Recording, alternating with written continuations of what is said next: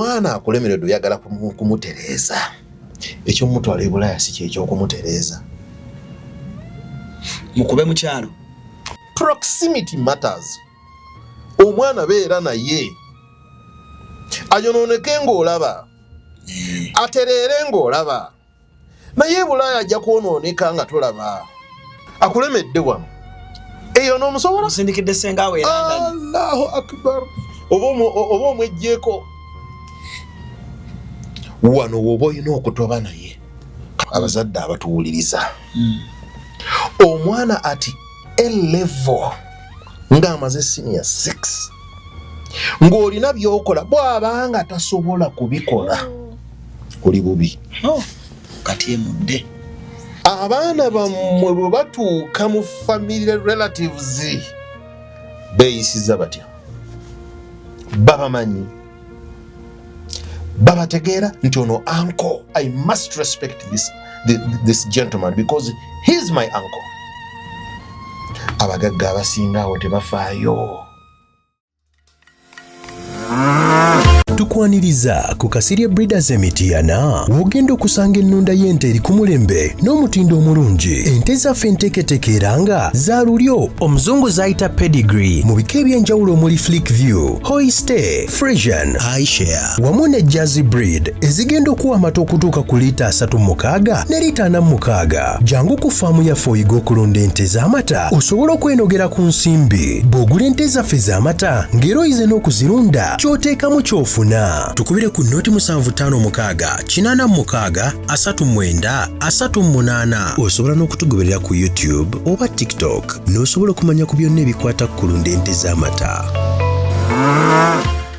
Views expressed in the following conversation do not represent the views of this channel. Kale kumukutu kwe tuli Cruise Exclusive Allen Cruise gemanya nyongero kwanirizaako yonna gy'osinzidde okubanga ate otulabira weebale nnyo weebalire ddala naffe tukyagenda mu maaso n'okulaba nga tuli naawe n'okunoonyeza ebinyuma. Tuli proudly part of banaffe aba Wamato Estates. Wamato nagamba bakuyamba okusololeza ennyumba zo, bakuyamba okusololeza properties zo, bakuyamba okulaba nga ofuna mwago entuuyo zo zozze otuyana. Bantu bangi mufunye ebizibu mu mayumba gammwe, bantu bangi mufunye ebizibu mu properties zammwe, temuzifunyeemu nga muteekeddwa zifunamu. Lwaki nedda Wamato ye deal gyenkuwa olunaku olwaleero ate nga mutumya Allen Cruise bwe kijja mu bintu bya properties negendereza nnyo ssente zammwe era omuntu gwegenda okutuleeta wano oba gwe mantuusizza wano ngenda omutuusa wano nga musengejje bulungi ndowooza onfuna bulungi nnyo. Olunaku olwaleero ndine Haji Awaswa tukomyewo bupya bangi nnyo muŋŋamba ne muŋŋamba Alan nze wiiki bweggwako nga simulabye mani oba ku channel yo bonsaze so bangi mumufollowinze bangi mumwagadde naye temwerabya mugendeko ne TikTok ya Wamato musobole okubanga ate mugoberera programs era ze tugenda mu maaso n'okubanga ate tussaayo wetuli wano olunaku olwaleero tugenda kuba tunyumyamuko nina amawulire genjagala okuwa mu abazadde mu abatambuddeko naye munnange wayogera oli ku kyeyo naye mulimu abaana abakuba ebyeyo era waliwo era lumu wayogerako n'ogamba omwana tofaayo ku kyeyo kikyogenzeeko. It is just focusing. Kituufu. Oyinza ogenda e China n'ozifuna, owe Japan n'agenda n'azifuna, owe India n'azifuna, akikubidde Egypt n'azifuna. Naye mulimu abaana kati nakyazze ejjo omwana wano naye sooka obuuze ku bantu ndyoke nkulize abatuwuliriza n'abatulaba. Assalamu alaikum wa rahmatullahi wa barakatuh. Amanya n'eddoboozi Waso Ibrahim Bakasambe omukozi ate era nga proprietor director mu kampani ya Wamato Estates Management Uganda Limited abakola emirimu gy'okusolooza ennyumba z'abapangisa. Gwe ssente zo ate n'ozifuna omulundi gumu mu buli mwezi. Ndowooza muwulidde bulungi nnyo. Programu egyo twasemba okukola how was the feedback mu bantu? Kiki wazuula mu bantu? Abena abantu bankubira essimu ku programu eyo. Kitegeeza ekintu kitwayogerako ndowooza nga 95% abantu abali ku kyeyo bakiyitamu. Bantu bayisiddwa bubi nnyo. Abamu abagenda ku kyeyo ebintu nga bye nanyumyako bye nayitamu era bangi nabo babiyitamu. waliwo omwana yatuuse okuŋŋamba nti ye yasulako yamalako ennaku 15 nga bw'akomawo alina okumala essaawa endala 3 ku mulyango alinda roommate ayina ekisumuluzo atuuke nga 3 hours kubanga ebintu byebweru okolera ku time omanya nti train egenda kuntwalira wano eddakiika 4 wali ngenda kutambulirawo eddakiika 5 ntuuke waka ssaawa 3 kati nga ye obudde bwatuuka ewaka alina okuwaayo allowance ya ssaawa endala 3 roommate we amusuza atuuka awaka amuggulire ne mubuuza nga lwaki takuwa kopi naŋŋamba nti byebyo wabadde oyogerako byennyini nga tasobola kumpa kopi ya kisumuluzo. Mwenna muli bannayuganda bonna bannayuganda oba okitegeera. So bambi abantu bangi bankubidde nnyo essimu kati ng'ate abamu akugamba nti okusinziirako eyo story nze be bampisaamu wano ŋŋumye meaning it is the order of the day abantu ebyo bye bayitamu ne mugamba guma teri bulamu bugenda kubeera bwa lubeerera era time ejja kutuuka weeyagale ngera nange wenneeyagala naye nga ye feedback eyo buli muntu eyakuba essimu akulaga nti ekyo kintu kituufu.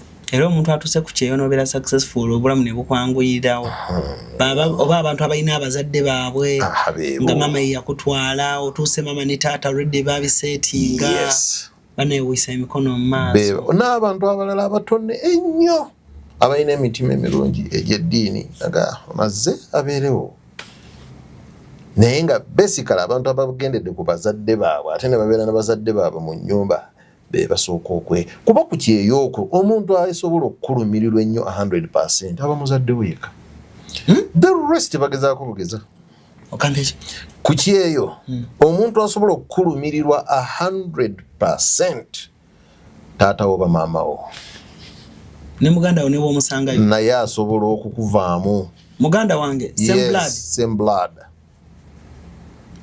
asobola okukuvaamu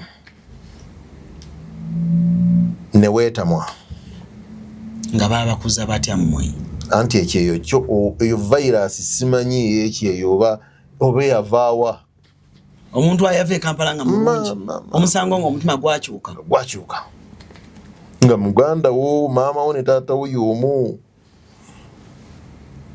Olaba ebintu by'e Bulaaya ebyo abantu abamu baalinga emyaka egyayita nga bamanyi okutambulira ku butabo obutali bwabwe ne badda. Waliwo oli yamanya nti kugenda Uganda ku katabo akatali kakadde baganda be bennyini be baakuba essimu mu immigration tiguni nogundi agenda kufuluma naye katabo akatali kake era banne ne bamulabula nti gwe nno bw'ofuluma n'ova wano togenda kudda baakuwaabidde dda. Mungu yamanyi bantu gye babeera bafa. Allah ni ku Bulaaya okwo ofuna bufunyi mulimu mulungi ogusinga ogw'omulala n'atandika okunyiiga n'anyiiga omulimu yes omulimu just living a good life. Allah ni omulimu gwe bamuwa paundi 10 buli hour ng'oli abadde kwafuna 8 ng'oli abadde afuna 5 kino kimuluma. Difference ya pound 3 ne kimuluma. Difference ya pound 3 ne beba ya pound emu difference ne kimuluma. Oye yakajja n'ofuna empapula ng'omulala tanafuna oye yakajja afunya ati empapula mangu kimuluma. Salam ne kimuluma. Golooza lwaki abantu ku Bulaaya abamu bafuna empapula ne batayogera era weebuuze lwaki abantu abamu bafunye empapula ne banguwa okuddako eno. Abamu bwe baddayo ne babagaana okuyingira ne bamugana bwetugamba ensi yo tebakwagalayo ate ova mu Africa tulina ne information n'ebifaananya and what have you ebiraga nti obadde Uganda wadde oyise Kenya oba Rwanda. Immigration ebimanyi etya bantu baffe kubanga bakuyita ng'otambuddeko ne bakulaga n'ebifaananyi ne bakulaga ne videos ng'oli Uganda. Bantu baffe kati kyovula abantu abamu bafuna empapula zaabwe ne batayogera ne bakola ebintu byabwe ne batayogera. kubanga nja kunyumiza ekintu okinyumiza oli ow'omutima omubi akitwale ku immigration. Oba okitegera Alan. Gonna amasimu lwa story gonna abantu bankubidde nga babiŋŋamba ebintu bwe bityo. Tigundi yakola bwati, gundi wano yakola bwati, ekintu kyoyogeddeko kituufu, nze nakiyitamu, gundi yakiyitamu. Nalabye abantu nga bagamba mbu gwe wasala mu nnyaanya emu, waliwo abantu amu nabalabya nga balaba ekyokusala mu nnyaanya emu ate kyawansi nnyo. People go through a lot, Alan. Mu diaspora. Oyina ako nazimba apartment nazimba ennyumba ze nagamba aje nkusente n'ennyamba toyogera. Wallahi njabbi balaganga nekomedde wonze mwennyini. Naye kitukola kimuffe kusabira abantu abo bambi Katonda abasaasire batambuze bulungi obulamu. Abayina emitima emikakanyavu Katonda abasaasire agikakanye. Kuba si kirungi Alan at all. Waliwo omukyala eyanyumiza, waliwo omuwala eyanyumiza namusanga eyo London. Yatwala maama we. Maama we amuyambe kulabirira abaana. Lumu n'akyazaako mukwano gwe. Ewaka mu nju yali takyazakyaza abantu naye aho mukwano gwange. N'amuleeta ewaka. Bwe yamutuusa ewaka ono n'akuba ebifaananyi. N'agenda ku immigration. Kwanga nga bw'omanyi ebintu by'okulabirira abaana ewaka okitegedde ono yayita maama naye nga maama pepa waka ali mugoba mpola naye nga erabika visa yakola ki yaggwako naye nga maama amuyambako bwe bakomawo afumba akola bw'ati n'agenda mu immigration n'agamba oyo alina maama we mu nju omwo. Allahu akbar. You get naye visa yaggwako naye bwe yali akinyumiza ne mugamba ne kati njagala ombuulire ono okubeera ne maama we talina kyakkoze gwe kikukosezezaawa okumuloopa mbu nno alina maama we mu nju ono yaleese muganda we mu nju omwo mulimu omusajja satalita nafuna mpapula ono yalimba mbu nno kale weewuunya olugambo oluli ku Bulaaya awo ne weebuuza ono kinakyogedde kale ye kimuyambiddewa kati kiraka kye kiri kyoŋŋambye nti people get jealousy. Embi nnyo oli ajja abaana b'e Uganda yabaleese bonna balina obutuuze gw'abawo bakyagaanye visa zikyagaanye okuyitamu gavumenti ekyagaanye obakkiriza ekyagaanye obakkiriyaringa kati olina agenda nagamba they above 18 abo olinga bazze they above 18 kumbe bambi ono yateekamu n'agamba ono ali 14 namukisa Alani ogwo mukisa gugwo n'ayagala okukakasa immigration. Yes, Katonda yakitega nti omukisa gwo 2026 kino ogenda kifuna. Nze ekyange kigenda kerewa kigenda kujja 2027. Ky'abantu kye kibalemye okutegeera nti Alani olina omukisa gwo nina ogwange. Otaddeyo empapula z'abaana bo zigenda kuyita mu mbwangu ez'abange zigenda kugaana zigenda kudireyinga. That's it. Eyo principle ya Allah buli omu yamutegekera omukisa gwe. Nakyaziza wano omuwala nenkyaza omuwala akola mu Qatar Airlines. Oh my God. Ali how old? Akanianga ali 31-32. Omuwala yoyo. Okay. Nakyaziza omwana oyo bamuyita Martha. Akola mu business class mu Qatar Airways. Yabadde annyumiza. Nannyumiza engeri gye yafunamu omulimu. Yali yeekolera ku Serena awo ng'aweereza mmere. Kiraba. Nga yeeweereza mmere. N'akola auditions. Interview nayo. Nga yasoma ebya aviation. Naita. Ne basooka ne bamuwa ogw'okukola mulungi ya business class. Ekkata. ne bamujja wano n'agenda n'asooka yatandika ku miliyoni 4 bwe yavaawo n'ayapplyinga okuba air hostess ne bamuwa emirundi emeka 3 abaana kansigale kukanaako okukola ku bantu abagenda okulinnya nga bali mu lonji ya Kata aba ali awo lumu nannyini nnyonyi ya Kata nannyini CEO yes Chief Executive Officer n'amusanga lumulonji n'amugamba omwala omulungi sooka omunzirizeewo bannange abantu bamwetegereze n'amugamba yono this one okay n'amugamba omwala omulungi bw'oti okola ki wano mulungi lwaki togenda no air hostess omwana amunyonyola nti I've applied several times ne bannyima n'amugamba tomorrow come into my office Omwarabu n'amuwa omulimu n'amulinnyisa okitegedde era baagala okulaba emboozi eyo kweri kuno ku channel osobola okukkirira wansi ne story y'oyo omuwala weewuunya muwala w'etteeso muwala w'etteeso she doesn't come from a rich background me akugamba nagamba nasigala nga nkola kyenkola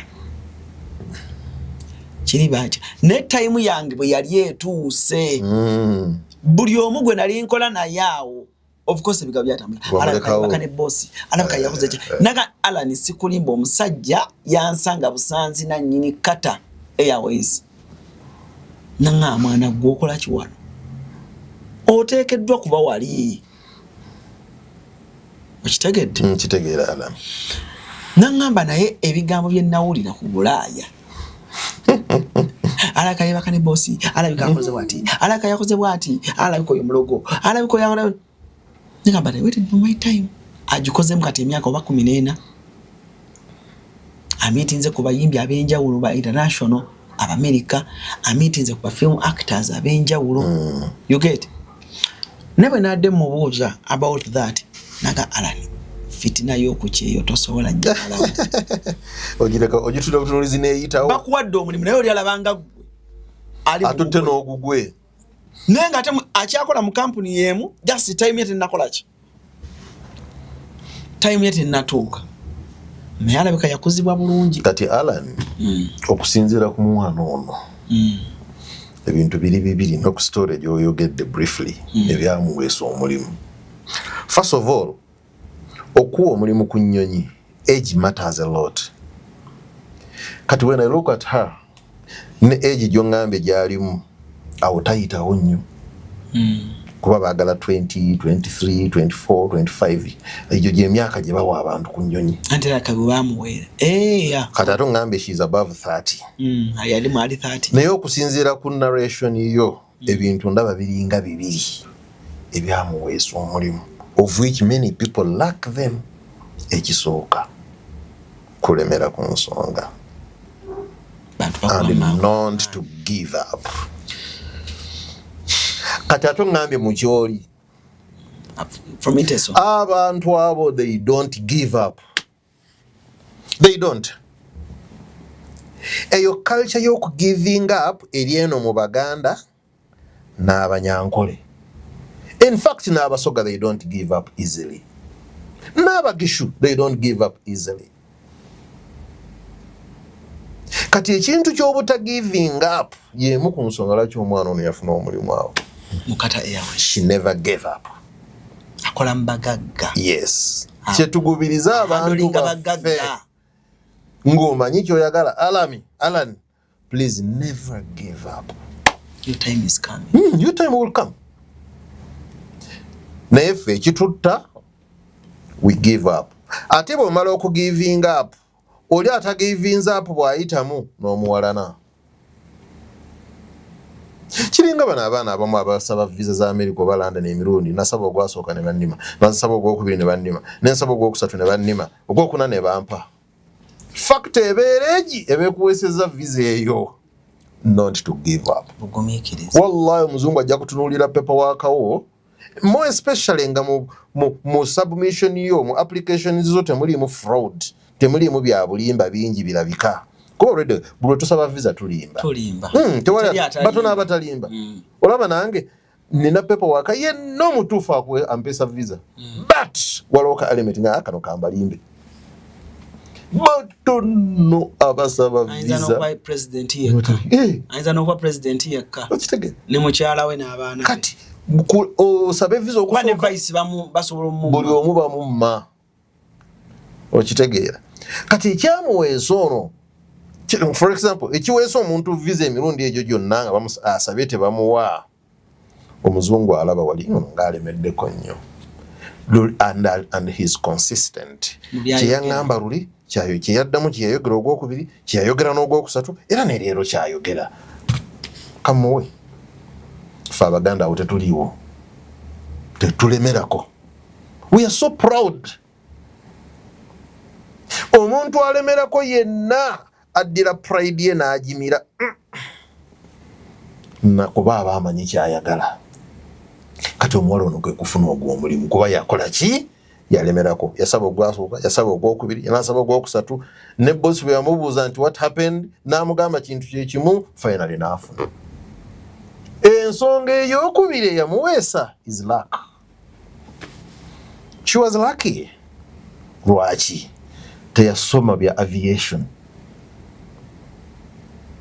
Ekyokubiri Munnayuganda kaddugala wadde baba wanga bw'obalabye wano naye kye bayitamu okutuukawo wano. Nina mukwano gwange yakolanga mu Emirates yakolako interview zaabwe n'ayita naye baalinga over 1000 onanga babadde bali 13 ba applicants naye nga baagalako only 15 n'ayitamu. Kati luck eyamujja ku Serena nga talina na aviation qualifications zonna n'agenda at that age na applying ne bamusookeza gye baamusookeza. First of all bwe yamala okukolayo bulungi n'ayingira mu nnyonyi mwennyini kiraga nti yalina omukisa ogw'enjawulo omuntu omulala yenna gw'atayinza kulwanyisa. Ekyo kye tutamanyi nti omuntu ayinza okuba n'omukisa gwe. Kati sooka tulemu ebyo ebyammwe ebino ebya blogging golooza muli bameka Alan ndi bangi naye nze bonna ne bw'oba asembolinga omu ku omu nnondemu omu ne bwe mba nzibiridde era ngamba Alan oba okitegeera kubanga omukisa gwo guba gugwo omulala tasobola kuguzibira kubo ne bw'akutta ne bw'ayagala okutta omukisa gwe gusigala gugwo. Singa abantu naye gwe Alan omanyi ssente bano abaana ze babawa abakola mu nnyonyi omanyi ssente ze babawa and they don't even spend it because they have no time to spend that money. Tebagula ngweye because bagenda zambalirawa. Ebiseera ebisinga babeera mu zino uniform ebisinga obungi tebeegulira mmere kubanga ebiseera ebisinga obungi buli hotel mu bagenda basula they eat for free tebakozesa sente zaabwe ewaka amalawo budde ki bwe butono nnyo bw'amala ewaka to spend her money. Naye ng'omwezi guyinza n'okuggwako ono ng'alina $2,000 mwezi zibatadde ku akawunti. More especially nga bafunye flights ezigenda ewala ezo zi 16 hours 15 hours 20. Ezo flights muli sente Alan kubanga ajja kuba flight ya 18 hours avudde wano mu Africa agenze Japan akasente kayingidde and she will rest for only one day.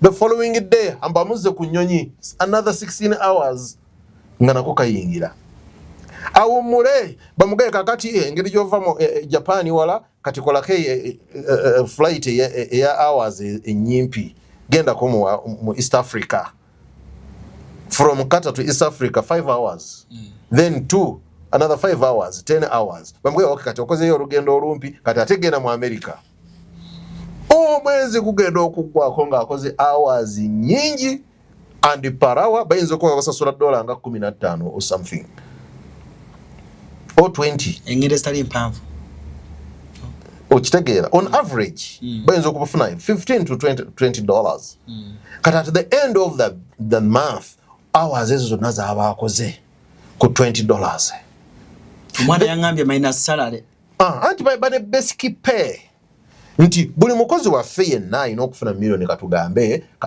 dola 12,000 oba 3 on average kati ku dola 13,000 eza buli mwezi kwotandikira okugatta buno buparawa. Oh my God, at the end of the month mwena million 2 mwezi oba aga, and you are not going to spend it. By the time wolowoleza okutandika oziziri yako zispendingako ng'omwezi guweddeko, they give you another money. Omwaka gugenda okuggwako. Bafamiliza abaana sisaagala mu balubeto omusajja agaye mufuna nnyingi. No, omwaka gugenda okuggwako ng'alina ssente ng'asobola okugula apartment oba okuzimba apartment emunene. Naye okutuukawo wano bintu bibiri, lemerako and make sure you have the luck. Bw'oba tolina mukisa, pray for the luck. Ale noyinza okuba nga tolina mukisa n'ogusaba Katonda n'akutandika okuwa omukisa mu bintu by'okola. We've seen many people nga they struggle. All of a sudden ogenda olaba ebintu ebitaala omuntu bimutadde nga bannaye alani sente yazijjeewa, omukisa gwazze. Oba okitegeera? Ate omukisa teguliko nti nze nva mu rich family. No. No, Alan. Oyinza okuba nga gova mu rich family naye nga tolina mukisa. Ebintu ne bikulemba. Nga jjajjaawo yewava munno. Naye nga tolina attaso. Ng'omukisa tolina. N'osanga oli ng'ava mu a very poor family. Naye ng'omukisa alina. N'afuna. N'atereza aba family. N'agenda nga abatereza. N'agenda nga akyusa obulamu bwabwe because he's lucky. Tebagunaaba abatugamba waliwo gye bagonywa. Bagusaba busabi Katonda. Teri gy'ogenda genda onywa omukisa oba ogunaabe. Bikkulakulaniyo. Okitegeera. Bikkula ebitabo ebitukuvu osaale, osome, osabe, weegayirire Katonda.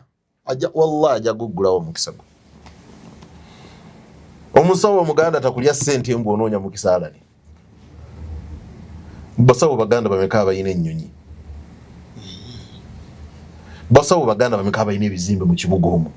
Zakeedi. Era banojja basanga eyo mu busiisira eyo wala. Mukono munda eyo. Oba okitegeera? Laakayi. Laak. Kintu kikulu ofukamira okusaba Katonda wo. Wallahi saba omukisa. Kikulu nnyo.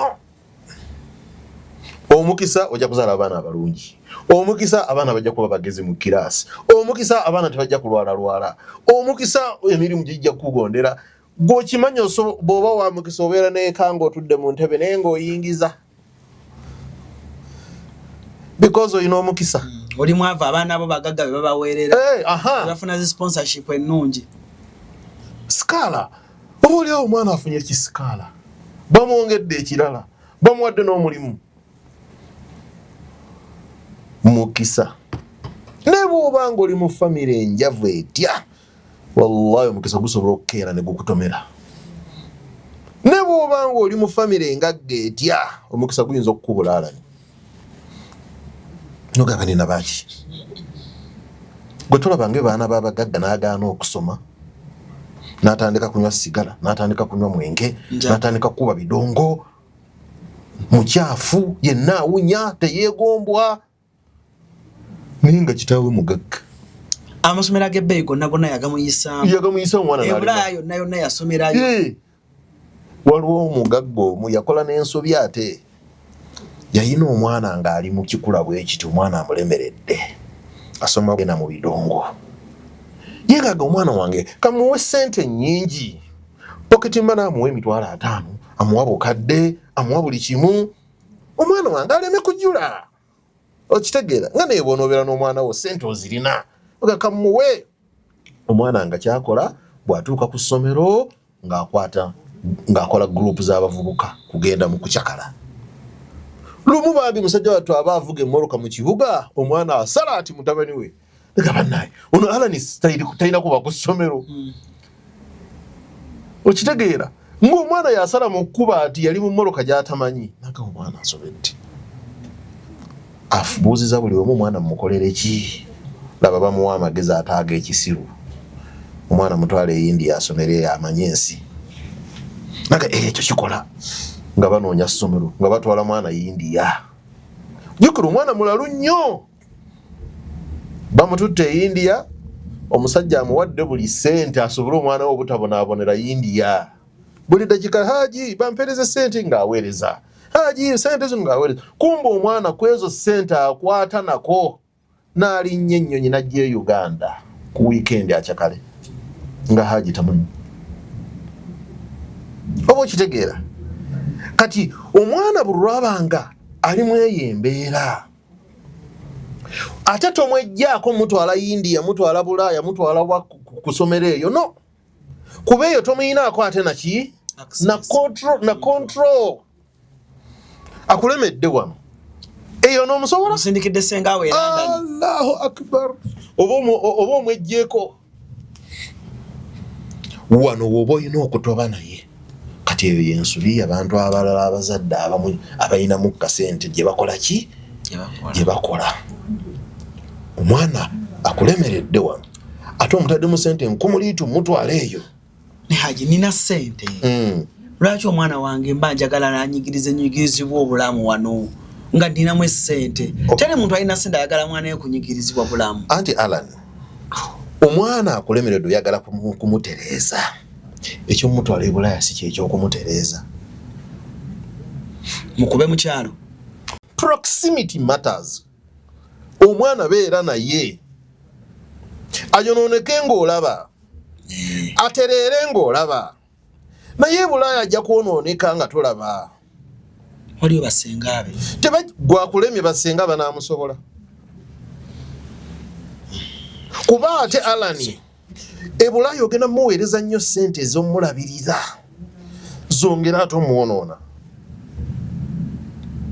Naye wano ojja kumanya nti omwana muwadde 10 gigenda mutambuzaako wano na wali, muwaddeyo ez'okugula engoye ng'omulabako waali. Omuyita n'omugaa leero beerako ku dduuka ogezaako okutaakiriza naye ng'omututte Bulaaya, ng'omwana akuleme wano ng'omututte Bulaaya. Kati Haji kankubuuze.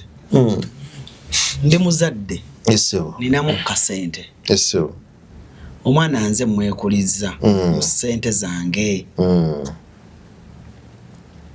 Biki ebiyinza okuviirako omwana wange ogenda mu eyo direction? Mbadde ne ssente, musomeseza mu masomero amalungi, kuva mu infant, primary, secondary, university, mututte muze Bulaaya, omwana ayonoonese. Menga mukuliza mu ssente, mukuliza bulungi, buli kimu mbadde nkimuwa. Kiki ekiyinza oleetera omwana ogenda mu state? Akagambo ka buli kimu mbadde nkimuwa y'ensonga. Nga bw'okwogedde buli kimu mbadde nkimuwa kyekireetera omwana oyo okukulemerera. Muwadde buteegomba. Saagala yeegomba omwana wange. Bw'aba muwala saagala basajja bamulimbe. Buli lw'omuwa nti buli lwoga buli kimu mbadde nkimuwa, meaning material things, ebintu ebikozesebwa byonna obadde obimuwa mu bujjuvu. Weebuuze mbadde mbimuwa ntya? Abazadde abamu abayinamu ensobi gye bakola, kubanga buli kimu akiwa omwana amuwa amulaga nti buli kimu weekiri.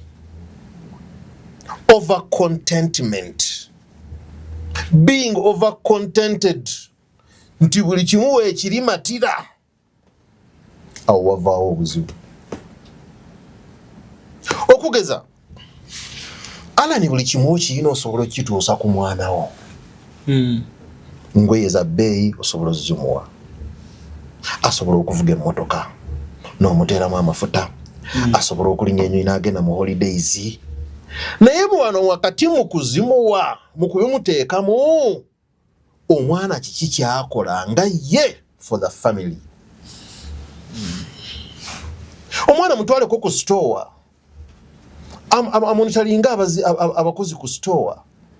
Omwana mutwale ko ku sites omugambe leero siibaawo baleme kubba seminti waffe. Naye omwana oyina buli kimu ate omulaga nti buli kimu kiwedde, buli kimu waffe kyaggwa.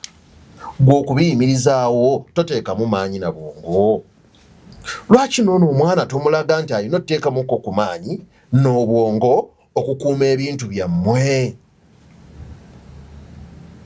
Sente ezo z'omuteekamu ennyingi z'olina, omwana ajjatuuka ekiseera ng'alowooza it's just a blink of an eye nze okufuna kino, kuba daddy has it all. Totaddeeko mwana wo kino kye bayita abazadde abategekera abaana but not abategeka abaana. Let us prepare our children but not to prepare for them. Ebizimbe byonna bituyina, ebizimbe byonna byemuyina by'abaana, well and good, naye bategeke, tobibategekera butegekezi. Omwana wo n'akeera ku makya nga tamanyi nti omuntu ayuza ne ku kikopo nsobi kyaliiriddemu. Beba maids awo, ekyo nsobi alani Maids? Ba maids ababeera ewaka. Osanga waka nga waliwo maid akola ku ngoye z'abaana okuzooza n'ozigolola. Ne wabaawo shamba boy akuuta pavers. Ne wabaawo ono afumba. Ekyano ne kituula ku TV kiti ne kiwanika amagulu. Nze abange ekyo mbatabukira. Saagala kutuuka waka nga abaana bali ku TV bawanisa amagulu. Era ebiseera ebisinga bwe ntuukawo bwe nti nennyingira ababa baziriko, they all get what to do. Ate oli taata atiisa na. Sitiisa, because they know my principles. They know. Kale goyagala omwana yani mukozizza. Kale goyina ku ssente gwandyagadde omwana ako. Nze abaana buli holiday mbagamba mu mpeta mutebo yamwe gye mugenda otambulirako holiday. What you're going to do mu holiday no? Buli omu holiday nkulageko emu time table. Oli serious? Allahu akbar. Buli mwana time table ya halwa ngitadde wa. Pozi kati bali mu holiday. Buli omu time table yasomye dda. Table ya mwe. Kati time table beti like mpaskedi what you are going to do plan during this holiday. Plan. Ya rabbi ngitadde wa. Najikubye ekifaananyi. Plan y'omwana holiday umbulira ogenda gikola mu. Let me call Halwa now. Let me call her. Mugamba mpereze time table ye eya holiday. We're calling. You are unlucky nti alikuwa on another line. Obirabe ebyo kati she's on another line. With who? Doing what? Batata abasiramu nedda mukisamu nnyo. Kati abo oyagala agenda asome ddiini. Which one should I call? Kasaba ina wifi kankube ku gundi. Jakuba kumalako mwana mirembe. Tuli mu holiday. I'm going to elaborate it Alani mu kitegeere n'abatuuliza bakitegeere for us to be safe. Yes. Holiday buli mwana abeera ne time table nti ku makya wenkeera okusaala subuhi nga naaba. Hello halwatul iman. Assalamu alaikum. How are you my girl? How are you? I'm fine. Halwa time table ye ya holiday njagala ompereze time table yo eya holiday.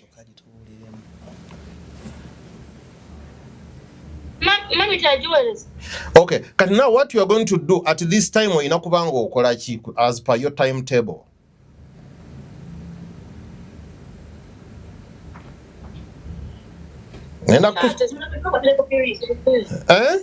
At what time, what are you supposed to be doing? As per your timetable, what are you meant to do by now? History. You are supposed to be reading history. Ngamba kati, what are you supposed to do? Is it reading? Leisure? Leisure. Okay, got it. Thank you so much. You're welcome. Ochira Alan. Oru lwotuuka ewaka alina okubeera ng'asoma history. Mu bwongo babeera ne programu ya buli lunaku. Bino bye bibeera ku timetable and they know it. Mulina okubeeramu okunaaba. Thorough cleaning. Hygiene kintu kikulu nnyo ku baana. Abayanabye ku makya. Anti kirina okuba ku timetable. Bwe kitaba ku timetable abaana bazibu bagaana okunaaba. Ate bwe batanaaba okiwulira mu nnyumba omwo nga waliwo akakyuma. Kati kumakya olumala okusaala subuhi. Brush your tooth and take shower. Ekyo bwe kimala kola ku house waka kuba ewaka ne obeera nga wakyafu. Tokola mirimu gya waka nga ate gwe agenda ogikola oli mukyafu. Abaana balinamu kano mmala kukola mirimu naabe. No. Gwe wennyini sooka obeera omuyonjo ojja kubeera in a better position okiliininga. Bamaids weebali but bano abaana abange nabo balina timetable. Ekiliininga ki? Ekiliininga waka. Ngate bamaidi weebali. Nze nabagamba maid abayamba kubabeerera waka. Nga temuliwo. N'omukyala akimanyi. Maid akuyamba kubeera nti awaka waliwo omuntu at the time obanga mena muvuddewo si kumuleeta kukola mirimu gya waka nga kadaama. Abaana banaayiga batya emirimu n'okubeera responsible. Oba okukitegeera. Naawe omukyala ogenda kundabirira otya. Because you need to make sure my clothes are clean. Bazisookinze bulungi, zigenze mu washing machine bulungi, zikamuddwa bulungi, zigoroleddwa bulungi. Not that maid. Akuyambako buyambi. Nenga all the supervision is you. Kubanga bona obesinga nnyo ku maid. Tewali mu kye mugenda kuyiga kukola abawaka. Omwana wange asobola okufumbirwa omusajja nga talina washing machine. Ate abagagga mubaagala abeera mubagobera. Nze omwana wange agenda kufumbirwa gw'ayagala. I prioritize love, not material things. Omulese musiraamu gw'oyagala ne bw'aba teyasoma naye ng'omwagala tunaafuna engeri gye tumukubako enfuufu. Sezala walinawo.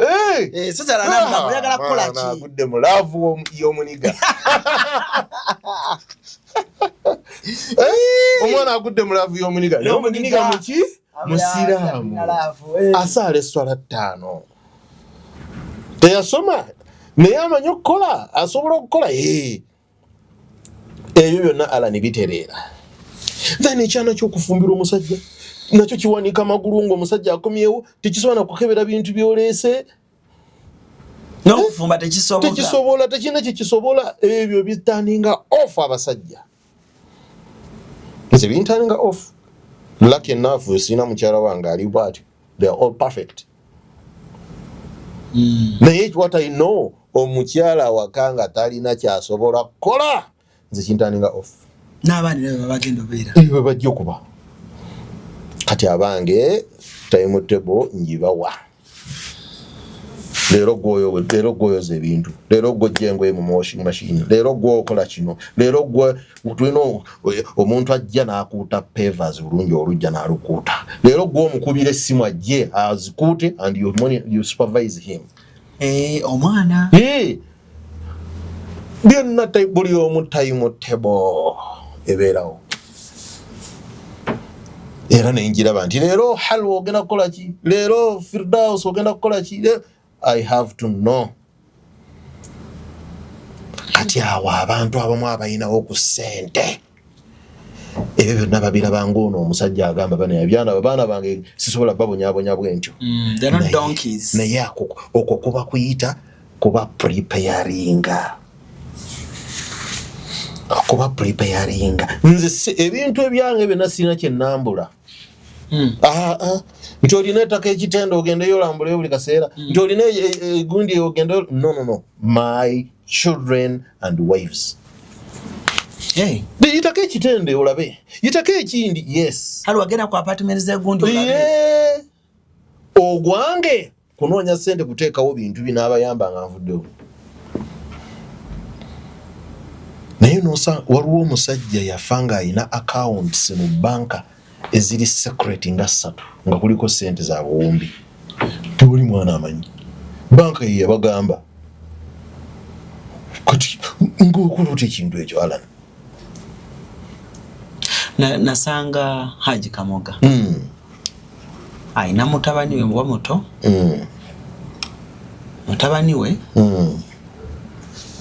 kali musinia 2 oba kati alinga musinia 3 yamuvuga yatula ku muto gwo mu maaso wano nga Haji Kamoga avuga yamusomera katumaze okulya tuddawa nasoma ninga katobo ikati nasoma dali tugenda gundi tugenda kola mwami gundi dali tugenda kola bogodi okitegeera menga muto ninga limbuza Haji Kamoga nimuga watu baba maze okulya ya omwana yasaba biru I love that sene nazija mu kanzu nasasula azimanyo zibala I love that nasasula naga tuddawa dadi tugenda wagundi sawa nga zigenze tusoke wagundi ne at senior I love Haji Kamoga yansanyusa okitegeera batola anti naye okyakusanyusa yansanyusa nimuga Haji omwana wange wanaakula kati oyo Haji Kamoga omanyi kyakola n'oyo oyo omwana ku bwongo bwe n'engeri Haji gye yamugrumingamu yasasula ne school fees z'abanne bonna aleta bulesi bank slips nga Haji amuwa ssente ng'agenda asasula oyo bw'ati asobola n'okukola shopping y'awaka era nze ntera okuba n'obubagabaga ewaka I just pick one of them nti kola budget tulina abantu be bati kola budget olimba nti basmati twetaaga kilo 10 enkoko twetaaga bweziti total amount is 1.5 nti zizo nze nga nkola byange they all can cook we don't even hire cooks abana bonna bafumba kabasmati akalungi we don't hire cooks yidisajja bakufumbira kabasmati aka green aka yellow nolimba chapati ennungi obundazi enkoko fried fish abana yes my children my wife no muntu abayambako awawaka we don't hire cooks nino sangewa lwaki nti twagala bakulenga ekyo bakikola ki bakimanyi kati Haji Kamoga ekintu kyakola omwana oyo wa senior 2 ye yayinza okukubulira benefits zakifunamu kati so abagagga abasinga awo basukolera ensobi they are not so close to their children nabona abono omwana wange tajja kubona abona nsobi awo batumubonyabonya awo oba omupreparinga wabula tomupreparingira ate nokimanyi nga tuli bato tuba twagala okukola emirimu nga batuga tokola tosaawa ojja kwetema nze abange balina okukola era ekyo kyetukubiriza n'abantu bonna olina tolina abaana mu bakuze bwe muti wallahi temujja kwejjusa ate n'abatalina nabo bakola abaana ebyekyo ate abo baba bali ku buzibu baba bali kuzibu nina omugagga mu kibuga awo mukwano gwange yali azimba ekizimbe all of the sudden mukyala we n'ataking over supervision nga teri amugambye naye omugagga nyumiza ngamba nali ngenda kukoma ku second floor mbite naye omukyala yampadde amaanyi kanzimba ekizimbe nkimale kati omukyala amuwa bwi budget nti Haji leero twagala obusawo 10 Haji leero twagala tiles box weziti nti kuba omukyala ya taking over kati olaba nti omukyala yayamba Haji oyo okumaliriza ekizimbe Haji yayina ekirowoozo ekyokukoma wakati ku second floor nga bimumalawo abaana abakuzibwa yafuna omukyala nga yakuzibwa nga yayita mweno system gye tubadde twogerako ewaka ewaabwe alaba kino nno nina okukwatamu nina okwekwatiramu bintu bitambule naye bbaawo n'agula poloti ekajjansi omwaka ne guggwako ogwokubiri nga tomanyina gyeri naye ng'okimanyi bbaawo babibakweka nedda sha nga n'ebyapa gw'obitereka kuba ffe abasajja tulina mentality bw'omala okukola transfer y'ekyapa kyo Hajati tereka nze era ebyange ne kaggweramu wano mugenda bugenzi wa Hajati muga Hajati ebintu bya haji biruwa byonna kadi z'emmotoka byapa ndagaano byonna please keep checkbooks keep we can't keep them kati unfortunately abakyala abamu bwe bamala obbitereka ekyomukisa omubi bw'omunyiizaako ng'abikweka ng'abikweka naye ekyomukisa omulungi tebiba mu mannya ge okujjako byoba wasalawo nti tubisharinga amanyi obeereko nange mbeereko naye fe abasajja kyetutegeera kiri ekikunoonya ssente bino nti tutereke ebyapa nti tutereke checkbox tutereke endagaano tutereke biki tetusobola abasinga obungi 90% okitegeera era nga tuyagala kuyomba nnyo na mukyalawo nti endagaano eno yeriruddawa awo gogirina yakikwate bukusu nti buli kyoba nakyo let her keep oba mubeere ne seefu awaka nti eno olirako kopi nange ninako byonna bibeera omwo oba mu banks naye abamu ate ennaku zino banks nazo tebakyazaagala otwalayo ekyapa kyo ssebo kitereka naye okukijjayo okukijjayo mu banka nga gye bakitereka time etuuso oyagala kiveeyo oluma n'ogwengulu bakutambuza ne bakuzza eno ne bakuzza eri ekyeri eri ku edikota ate gundi alina okusayininga release ate kati kyovula abagagga abamu basalawo bibeera awaka naye nga ku baana b'abagagga ensobi abagagga abasinga gye mukola you just prepare for them and you forget to prepare them byanjawulo tubategekera butegekezi ne twerabira nti abaana tulina kukola ki kubategeka butegesi. Alan, abagagga bangi bakola untimely decisions ku baana baabwe basalawo okusalawo nga si kyekiseera ekituufu. Okugeza oyina ssente emmotoka njikuwadde at 17 omwana wa senior 16 olw'okuba ayiza okuvuga emmotoka n'ogamba emmotoka yiyo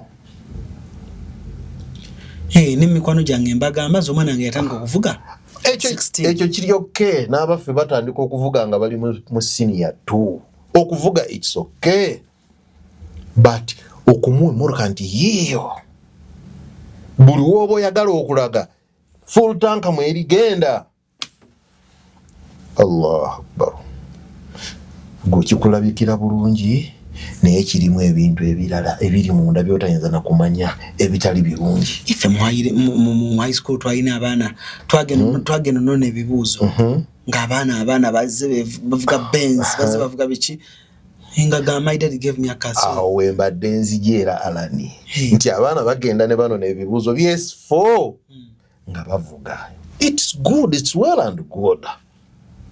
Naye omwana w'S4 wano aba akyali mwana muto. Ojjukira abaana mu bbiri oba bbiri abafiira ku Bombo Road. That's the thing. Nze nina mwannyinaze mutabani we kati ali mu university. Yavuga emmotoka dda and he's a very good driver. Only that he overspeeds. Twakunga buli kaseera tumutuuza butuuza nti Junior, please help us. We know you're a good driver, but slow. Tetusobola keera kumakya kugamba nti lekera okuvuga because we want you to drive.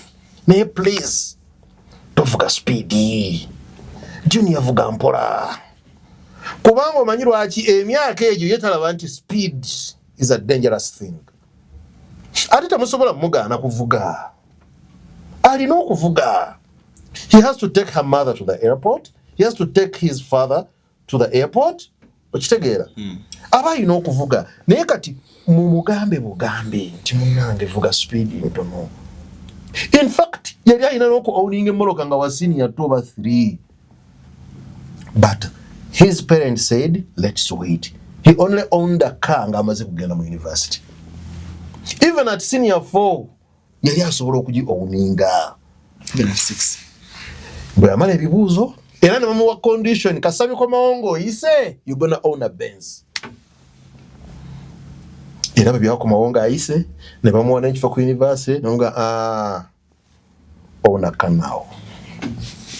Naye abazadde bakola mu nsobyo omwana owuninga emmotoka mu kiseera ate ekitali kituufu kubanga bw'omugamba nti emmotoka yo ajja kuva awaka agende buli wamu tomanyi baagenze nabo tomanyi wagyalaze okitegeera tomanyi sente z'amafuta zayonge kuba osobola omuwa amafuta agakola olunaku waaba agenze okumpi naye gwe okakasa nti awo waaba agenze abaana bavuga emmotoka mpaka Jinja ne bannaabwe okitegeera kati ekyo kirimu engeri nti you are risking their lives ate gwagenda okuluma byagenda okulumwa bambi ne family yonna erumwe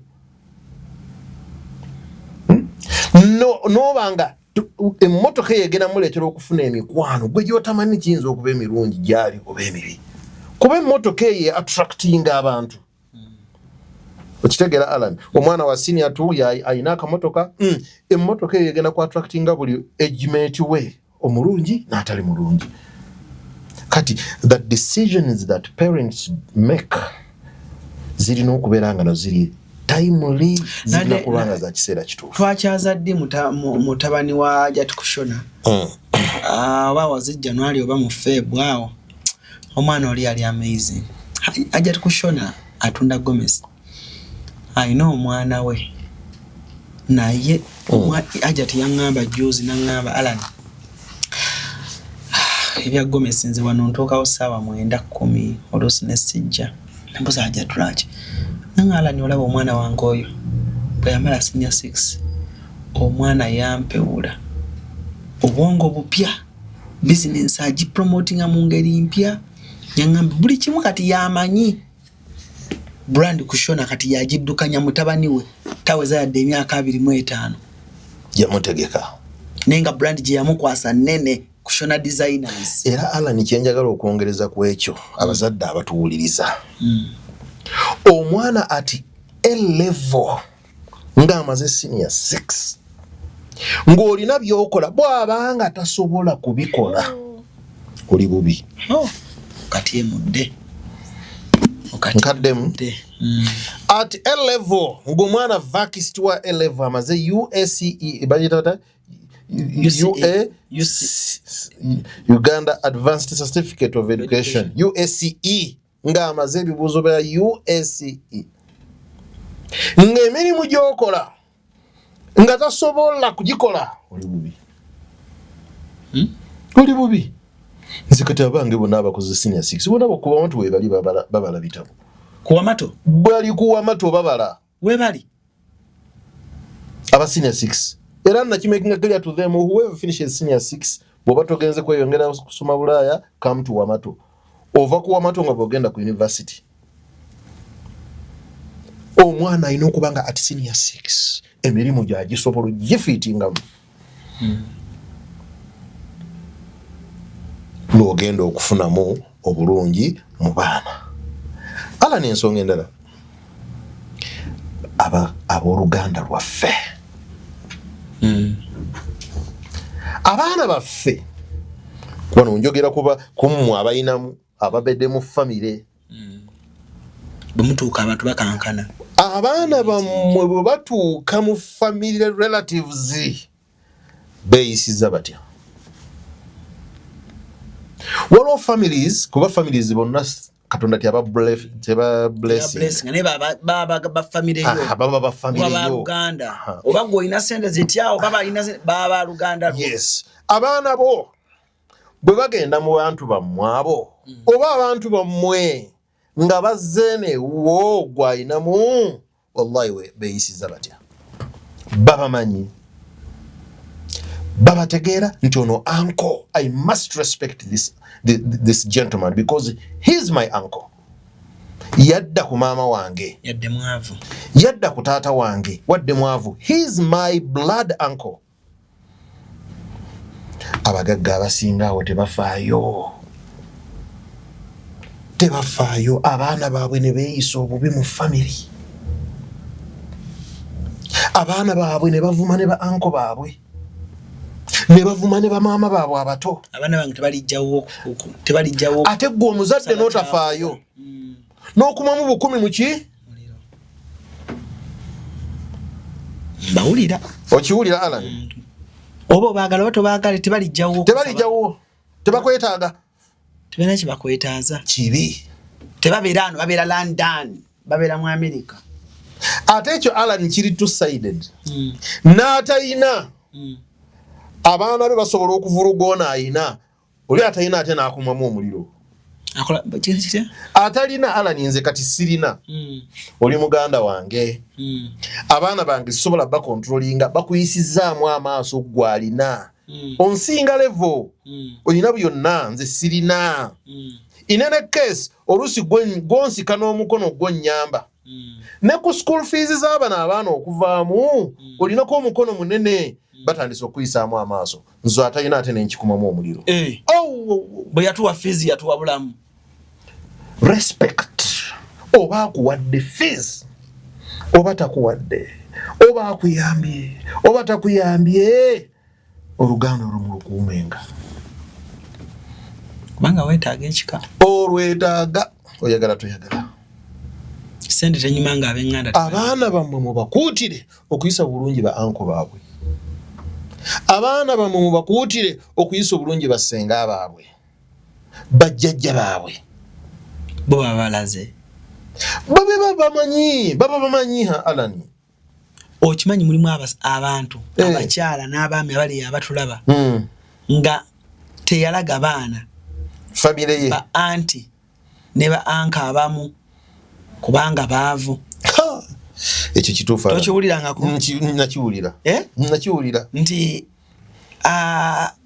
omwana n'abuuza taata waswa tumuyita tutya nti oli omusajja oli ayambala galubindi ennene ayambala lugabirye nti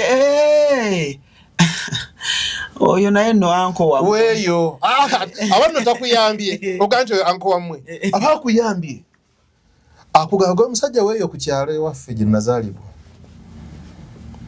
wallahi n'atagamba baana bali nti oli anko kyekikwesa abantu naddala abantu abamu abalina mu kusente n'alema okugamba mbu oyo senga olwakuba mwavu senga ne yeeyanjula mu mwana pride eyitirira mu bantu abalinamu Alani lidako senga n'asanga abaana bo agiwaswa ku mukolo nga senga yagamba ono si ye mwana wa waswa ono mwana wa Ibula abadde asomera wano kayempe muzirimu jango mbuzeeko omwana n'atambula n'agenda bwamuyamba najja n'agamba oli otya nzomanyi jendi nzomanyi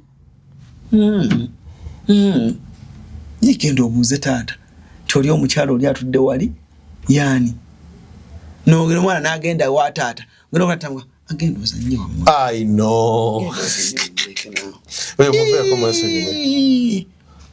very common it's very common nekigenda tututusaawo ekyo ala tewaliwo kigenda tutuusa kati abagagga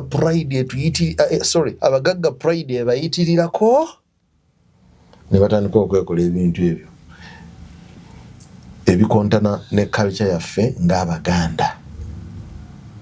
Abaana balina okumanya bataata baabwe abato, balina okumanya basenga baabwe, balina okumanya abajjajja baabwe, balina okumanya abafamire yo, era ne baba respectinga nga abafamire. Oba mulina oba temulina,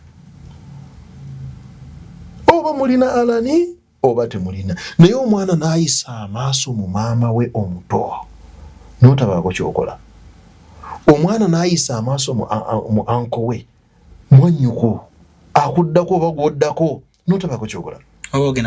Omwana n'ayisa amaaso mu jjajja we, maama akuzaala oba taata akuzaala, n'otabaako kyokola. Kale gwokola ki? Okay. Omwana watuukira ku ekyo kiba kitegeeza saamutegeka bifo ku ngeri gy'alina kweyisaamu mu bantu abo. nsooka ne neesingisa omusango nti gwansinga nalwawo naye ntandikira awo wennyini wentandikira. I can never be on his side. Wennyini awo wentandikira. Because ensi yetolola wetolozi. Togenda kumanya mwana wani anagenda kuyamba mwana wani. Togenda kumanya oba olunaku lujja kukyuka ng'ate gwe weetaaga abantu bali. Togenda kumanya nti olunaku luyinza okukyuka Mungu n'akujja mu nsi abo abaana n'obalekera abo ababayisaamu amaaso. Tokirabyeko emirundi mingi. Emirundi mingi. Katonda akyusa. Nga mwe mwali mumanyi ssente mwazimala. Olumbe ne luyola tata ne luyola ne maama. Examples ezo weziri nyingi Alan. Omwana n'alyoka addamu amagezi nti jjajja wange oyo mwavu naye kati jjajja bwensigazza. N'okuddayo ewa jjajja. Naye nga jjajja naye ku mutima yanyiigadda. Kunyiigira nga ne bw'ojja talina maanyi gakwaniriza naye ng'agamba sirina kyakukola. Ono mwana wa mwana wange, ono mwana wa sister wange. Nga tagagamba talina kyakukola. Ate n'osanga oli nga Katonda yamujjulula yali yeeyisa bulungi nnyo. Katonda n'amujjulula n'amulekera n'aleka abaana. Naye nga Alan wallahi nga bulosanga abaana be bamuganda oyo okaaba n'amaziga. Nga tosobola kwerabira muganda oyo. Ekyo nakyo kibaawo because yali yeeyisa bulungi nga n'abaana abayisa bulungi. So kati bannanga okweyisa bulungi abantu haji babeera eyo. Maama onakubira naga waayisirika ku bazzukulu naga maama nze abange bajja mu kyalo. Okitegeera tebasobolayo. Ezo zonna nsobi. Nga golaba okwa maama wo abaana bo bagendeko mu kyalo mbwembeera mbi. Tebasobola kusitama ku piiti. Fine kibeerawo kubanga bw'omanyira zino toyo ez'amazzi piiti wallahi ekituufu kiri nti ekukaluubirira. Naye buli omu yandigirabyeko. Naye kati weebanga yembeera ng'abaana ewa jjajja waabwe eriyo piiti eyo. Kuba ggwe olina obusobozi obuzimba eri. Giteekeyo. Okitegeera? Giteekeyo. Oba si kyo abaana gwenyine batwale.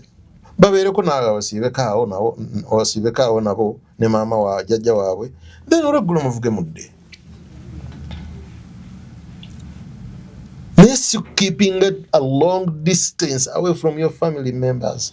Kuba gwe olina ssente, kuba gwe oli bulungi, kuba gwe olina buli kimu. Kyova olaba ekisaakaate kya Nnaabagereka simanyi kikyaliyo.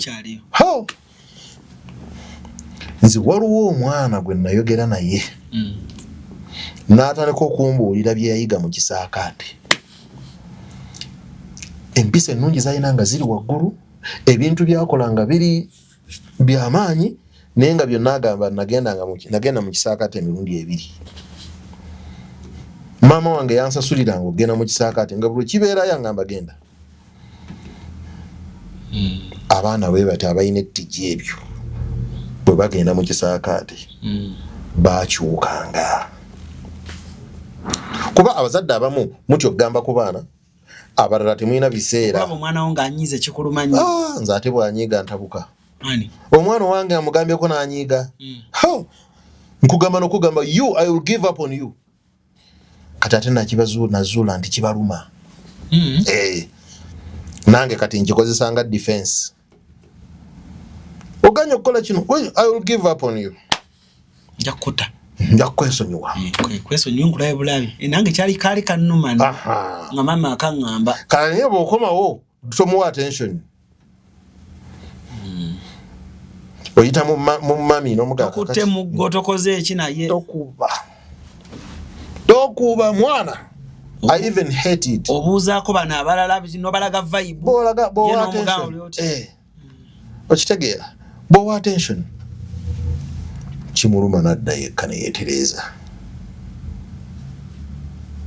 Naye okwagala ennyo abaana abaana okubateekamu ekyejo ekyo ekingi ekyo. Ekyo ekiyiika ekyo. Ani amukubye? Ogenda okufiirwa. Ani amugambyeko? Jaden. Tuyanze ebigambo ebisemba tuve wano. Ebigambo ebisemba bannaye tubasabira. Leero njagala kubasabira busabizi. Tusaba buli atalina mwana Katonda amuwa omwana ate owa omukisa. tusaba abalina abaana Katonda abateekemu omukisa tusaba abaana baffe Katonda abasomese bulungi bayige ebyo babeera tebamanyi mu kusoma ate bayite ebibuuzo tusaba abaana baffe abamaze okusoma Katonda abafunire emirimu tusaba abaamala okusoma edda Katonda abawa obwongo okweteerawo emirimu tusaba Katonda atutereereza abaana baffe tusaba Katonda ekitiibwa atuwangaliza abaana baffe tusaba Katonda ekitiibwa atereeza obulamu bwaffe ffenna. Amen.